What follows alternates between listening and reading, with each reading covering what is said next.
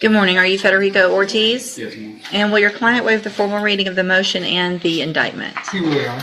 Mr. Ortiz, in cause number 25, DCCR 0589, you're charged with the state jail felony offense of abandoning or endangering a child, and that's from December 1st of 2024. And how do you plead to that charge? Yes. Are you pleading guilty freely and voluntarily? Yes, ma'am. And are you pleading guilty because you actually did what they charged you with? Yes, ma'am.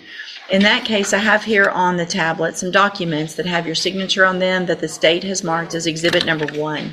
Before you signed these, did you go over them with Mr. Rojas? Yes, ma'am. Do you fully understand them? Yes. And do you understand, if I follow the agreement that you've made with the district attorney, that you'll be waiving or giving up any right to appeal? Yes. Do you also understand, if you're not a U.S. citizen, that a plea of guilty or no contest may result in your deportation, exclusion from admission to the country, or denial of naturalization under federal law? Yes, ma'am. State tenders number 1. No objection. It's admitted. Is there any evidence that Mr. Ortiz is not competent? No, Your Honor. All right, sir. In that case, I'm going to find that you entered your plea of guilty freely and voluntarily. Find that you're mentally competent and you understand the nature and the consequences of your plea. Find sufficient evidence to find you guilty, and at this time find you guilty of the state jail felony offense of abandoning or endangering a child. Sentence you in accordance with your agreement to a term of 12 months in the state jail prison. You will receive credit on that sentence for any time that you've been in custody that the law gives you the right to receive. And then, in cause number, let me find it, 24, DCCR 2334,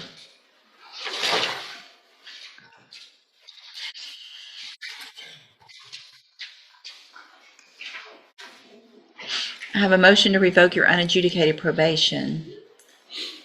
Shows that you were placed on probation April 10th of 2025 for the offense of burglary of a habitation, and that was a 5-year deferred probation. Is that correct? Yes, ma'am.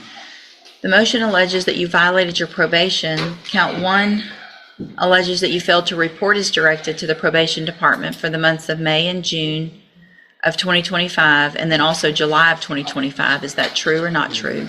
Perfect.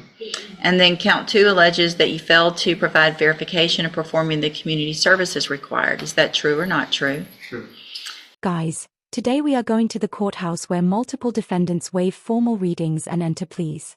Attorneys confirm exhibits, judges warn about immigration and firearm consequences, and defendants acknowledge signatures and plea deals. This calm beginning hides how routine formalities can instantly reshape lives as the session builds toward heavier rulings. Then count 3 alleges that you failed to provide verification of completing the theft prevention class as ordered. Is that true or not true? True. And then finally, count 4 alleges that you're behind in your court-assessed fees. And is that true or not true? True. Did you enter your pleas of true to counts 1 through 4 freely and voluntarily? Yes. And did you plead true to those counts because they're actually true? I also have here on the tablet, in this case, some documents that have your signature on them that the state's marked as Exhibit Number 1. Did you also go over this with Mr. Rojas? Yes, ma'am. And do you fully understand them? Yes. State tenders number 1. No objection. It's admitted. Mr. Ortiz, I'm going to find that you entered your pleas of true to counts 1 through 4 freely and voluntarily. Find that you're mentally competent to understand the nature and the consequences of those pleas. Find sufficient evidence at this time to find you guilty, and at this time find you guilty of burglary of a habitation. Sentence you in accordance with your agreement to a term of 3 years in the institutional division of the Texas Department of Corrections. You will receive credit on that sentence for any time that you've been in custody that the law gives you the right to receive. In each of these cases, I'm handing you the trial court certifications that shows that there are agreements that I followed, and so you've waived your right to appeal. I've also handed you a written admonishment regarding your ineligibility to possess a firearm or ammunition. Because of the judgments entered against you, you're ineligible under Texas law to possess a firearm or ammunition. Possession of a firearm or ammunition could lead to charges against you. Firearm is a legal term, and you should read the written admonishment I provided you to see what devices qualify as a firearm. If you have questions about the laws that make you ineligible to possess a firearm or ammunition, or about how long that lasts, you can talk with Mr. Rojas. Good luck to you, sir. You can go back with the bailiff. Thank you. Thank you, Your Honor. Thank you. The focus shifts to Mr. Ortiz as the bench secures pleas for abandoning a child and revoking probation for burglary. The judge confirms competency and voluntariness, admits exhibits, and swiftly imposes 2 stacked sentences, a 12-month jail term and a 3-year institutional stint. It's a tight exchange where one nod seals multiple punishments without pause. Mr. Rojas is getting a gold star this morning. It's been a while since I had one of those. Rusty star. Luke deserves that. But most of these cases are yours. True. Oh, well, y'all might have to share a star, huh? Sure. I don't require it. I'll take the I don't whole mind. thing. It's always nice to get a gold star. Do I still have it?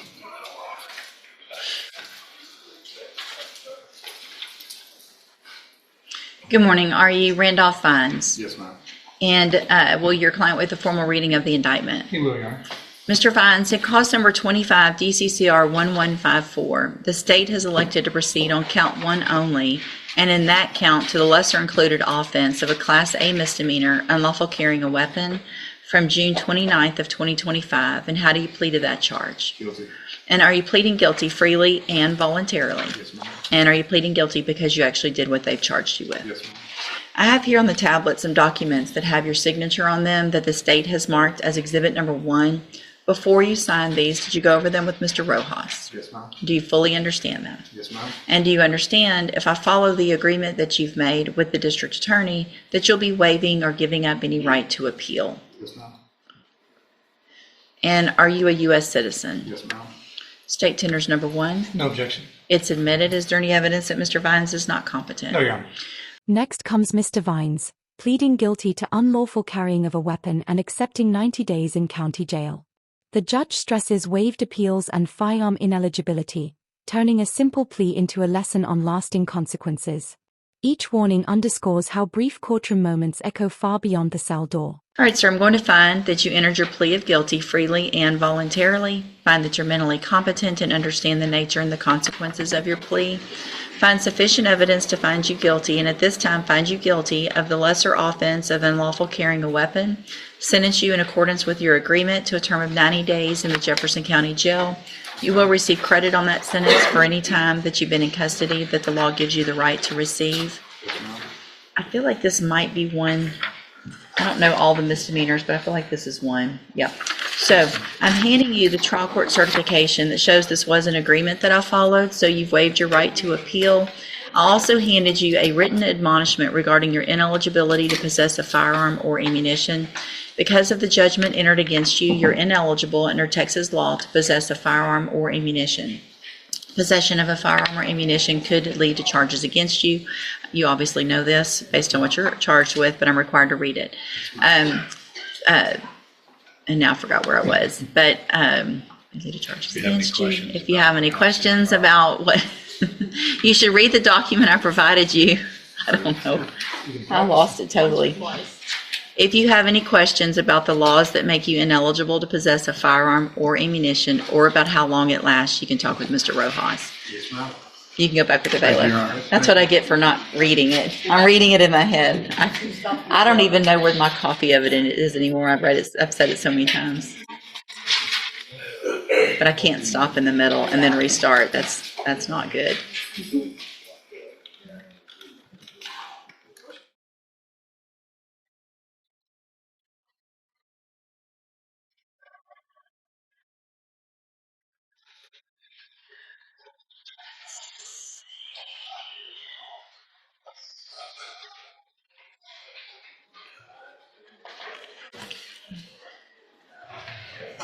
Lamone Yeoman, Mr. Rojas.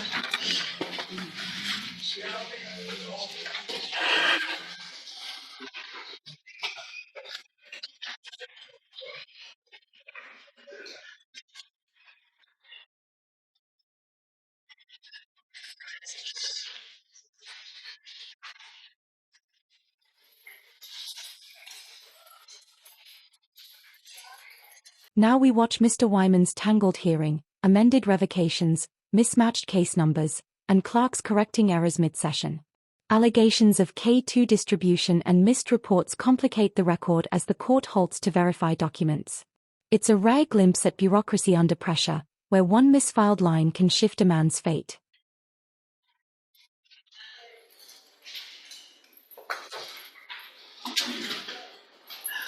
Give me just a second. I'm going to print these out. They're both MTRPs, and it's just easier to find me.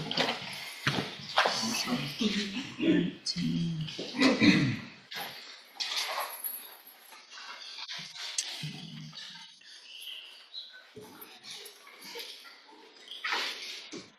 Good morning. Are you Lamone Yeoman Jr.? Yes, ma'am.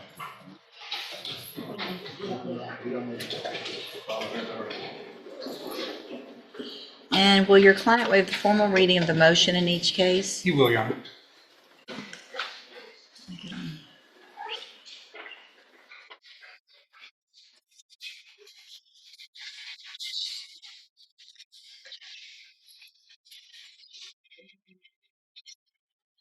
You should have another one coming also.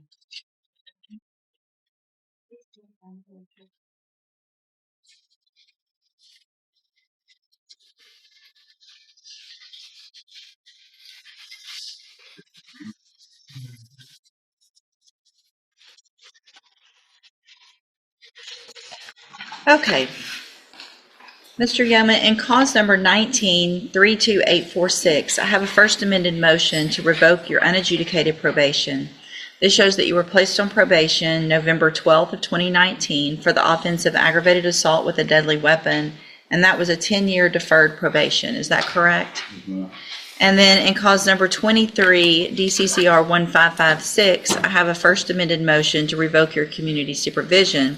Shows that you were placed on probation July 17th of 2024 for the state jail felony offense of burglary of a building, and that was a 2-year term in state jail prison that was probated for 5 years. Is that correct? Yes, ma'am. Ms. Harmon admits to tampering with electronic monitoring while Colton Armstrong pleads to theft amid prior convictions. Harmon gets 6 years. Armstrong faces 10 probated years and restitution demands. Between firearm warnings and PSI logistics, the courtroom balances punishment with a fragile hope for reform.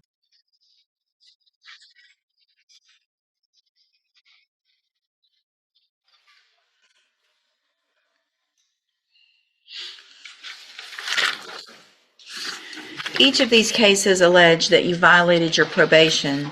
Count 1 in each case alleges that you failed to avoid persons or places of disreputable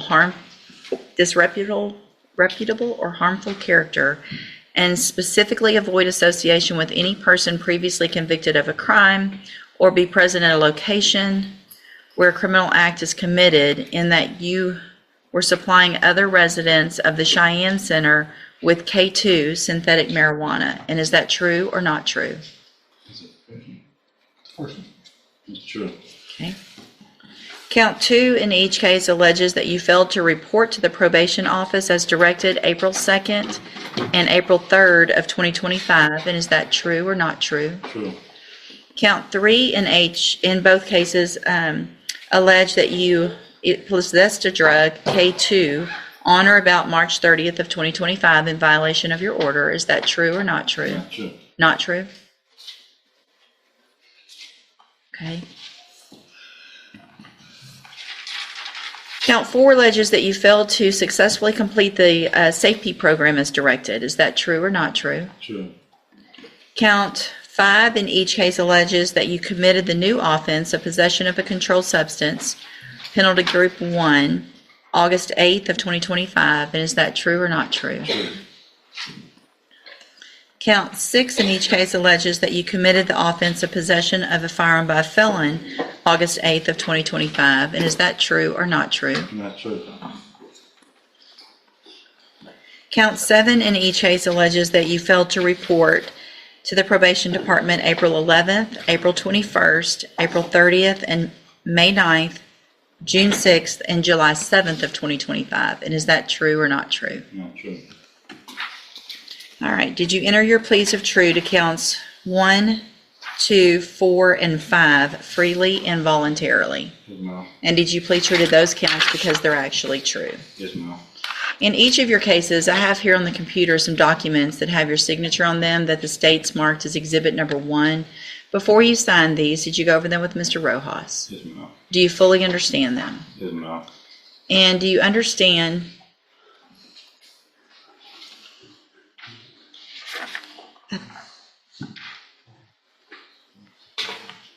I think y'all did the paperwork backwards. We did originally, then we corrected it. At least I thought we did. Behind the scenes, lawyers debate size, bond terms, and inter-county holds. The prosecutor threatens harsher recommendations if restitution lags, while defense pleads family stability and recovery goals. Sentencing becomes strategy, a negotiation of time, trust, an opportunity that decides who walks out and who stays behind bars. So It is a cap of 8 on 19-32846, and a cap of 2-year state jail on 23 DCCR 1556. well, it's set. Hold on. Anna, can you send me back 23-1556? I just sent it.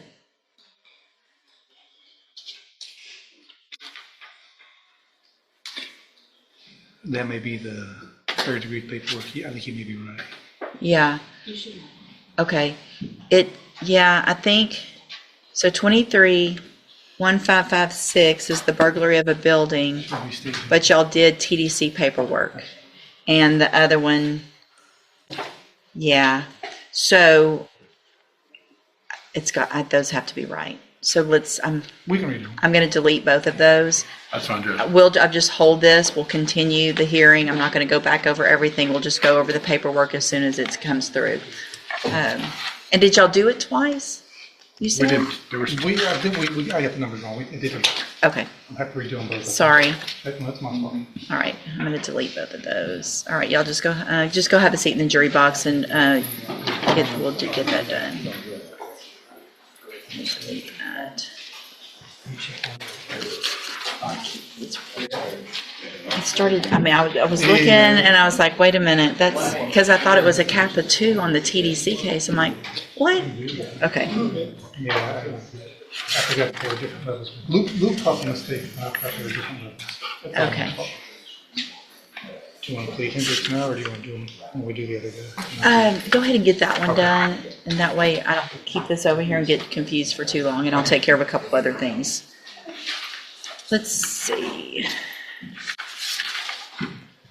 Mr. Kimler, you have Sheena Harmon. yes, sir. Judge, if I can, there's no family members here on this side. Yeah, which one? It's Christopher James. Okay, I'll take care of it next. Thank you. Would y'all put that Christopher James sentencing up here for me to do next, please? Thank you.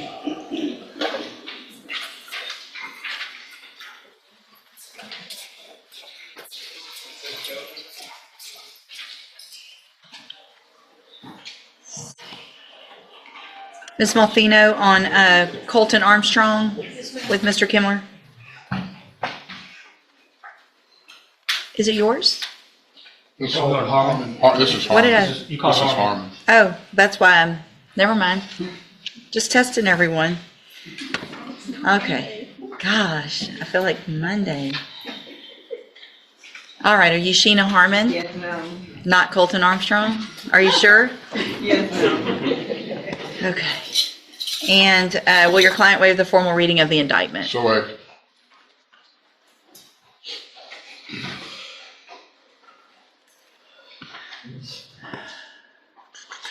Okay, we're going on all of the counts. whatever Or at makes it least- third. Okay, Whatever got it. gets us to the judge. Okay, I got it. I think we're gonna need all of them to get us to. Okay. Ms. Harmon, in clause number 25, DCCR 0649, you're charged with the state jail felony offense of tampering with electronic monitoring device, and that's from April 30th of 2025. The indictment alleges that you were previously convicted of the state jail felony offense of theft, June 28th of 2010, and then you were also convicted of the state jail felony offense of theft on June 24th of 2013. The final act centers on Christopher James' intoxication manslaughter case. Victim letters, crash video, and decades of addiction history lead the judge to impose a 50-year sentence with a deadly weapon finding. Families weep as justice and grief collide in the room's silence. Don't forget to like the video, subscribe to the channel, and we'll see you in the next video.